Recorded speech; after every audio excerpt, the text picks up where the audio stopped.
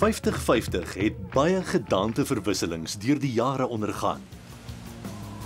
Maar die een konstante vir meer as 'n dekade was die vriendelike gesig van Ntokozo Mbuli, of Ntoks of Mbuli. Goeienaand, good evening. Sanibonani, Thobela. Hallo en welkom by 50-50. Ndimacheroni molweni namkelekile kwinkqubo yethu hamba phambili kwezendalo u-50-50. Ntokozo is vandag sinoniem met 50-50 en dis alles te danke aan 'n oproep 12 jaar gelede.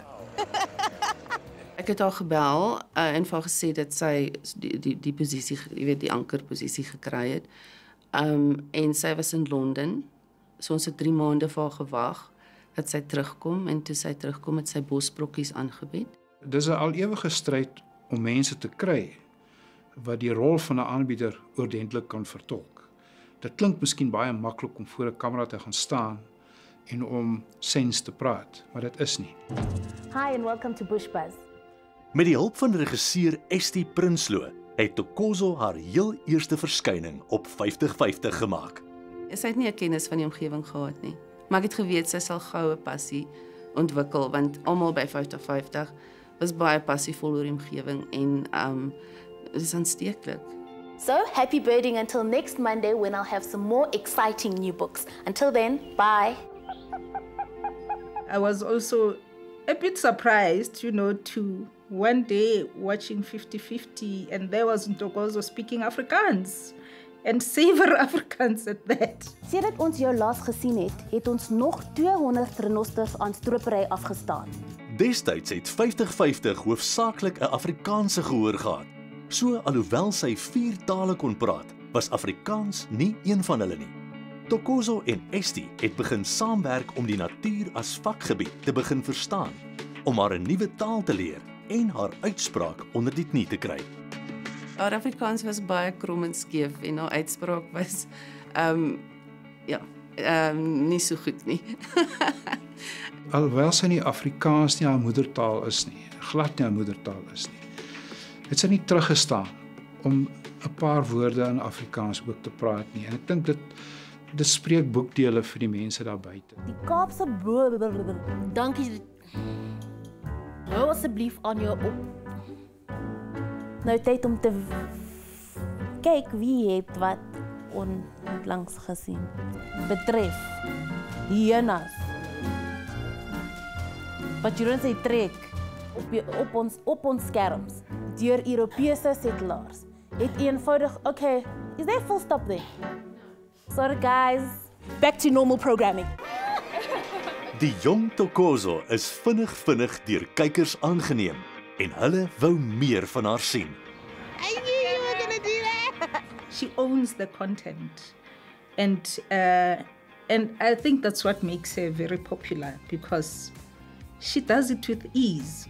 Daar is mense wat met 'n kamera kan kommunikeer, met die kamera en deur die kamera met die kyker, en daar's mense wat dit nie reg kry nie. Die meeste van die mense kry dit nie reg nie. Alhoewel sy 'n groentjie voor die kameras was, het sy al klaar baie ondervinding agter die kameras gehad. She was, I think, 16. SABC One still did the big shows. And she got to work closely with that team, doing this and that, but she enjoyed working on those big shows. She spent the rest of her holidays seeing how things work. Die hele produksiespan het haar ondersteun en Ntokozo het die rol van ankeraanbieder aangeneem. Goeienaand, daar's nie vanaand bosbrokkies nie. Daarom is Ntokozo saam met my in die ateljee. So, welkom hier.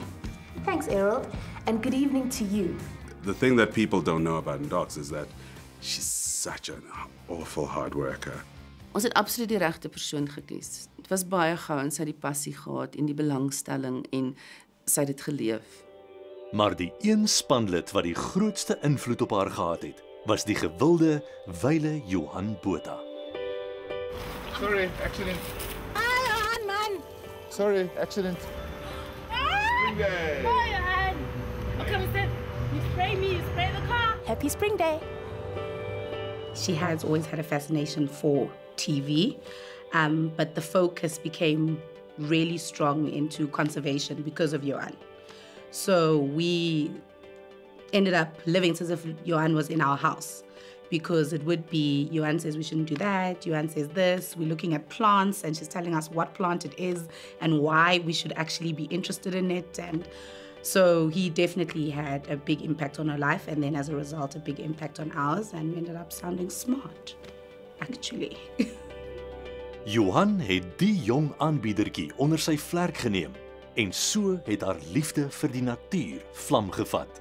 Ons het 'n skiet gehad in by die Blyde rivier. En sy en Johan is weg en toe hulle terugkom was dit asof dit was 'n nuwe Ntokozo. Sy het die omgewing ontdek en daai passie het daar begin en dit was net ongelooflik. When I think of the Johan this and Johan that moments, it's when something as simple as littering, she wants us to like flag them down and like literally stop them and reprimand. So those kind of things ended up being things we are doing because she would just like nag us. Initially it's like, oh my gosh, you're so embarrassing. But then you kind of also pick those habits up. Sy het regtig waar ontwikkel in 'n uitstekende aanbieder. Ntokozo het al haar werk met die nuutgevonde passie aangepak en haar stem het wyer en verder begin strek.